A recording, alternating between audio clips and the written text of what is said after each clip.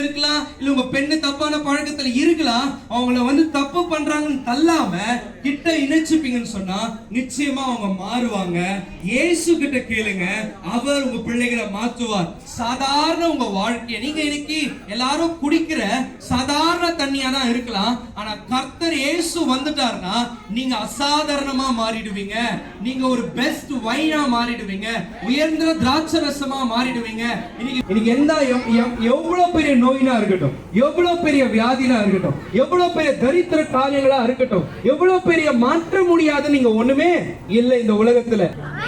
இஸ்ரவேல் ஜனங்க ஒரு குரூப், ஆனா தண்ணி கிடைச்சிச்சு. அந்த தண்ணி எப்படி கிடைச்சிச்சுன்னா கசப்பா கிடைச்சிச்சு. நம்ம கூட சில விஷயத்தை ஆசைப்படுவோம், பிள்ளை வேணும் ஜோம் கசப்பா தான் இருக்கும். ஆனா அங்க மோசே கிட்ட, மோசே ஒரு லீடர் இருக்கிறாரு. விரும்புறீங்களா குடும்பம் மாறணும்னு விரும்புறீங்களா? இந்த இயேசு கிறிஸ்துவ அந்த பிரச்சனையில வைங்க. எவ்வளவு பெரிய பிரச்சனைகள்லாம் இருக்கட்டும், அந்த இயேசு கிறிஸ்துவ உங்க சென்டர்ல நீங்க வைக்கும் பொழுது கர்த்தர் உங்களுடைய வாழ்க்கையில பெரிய காரியங்களை செய்வார்.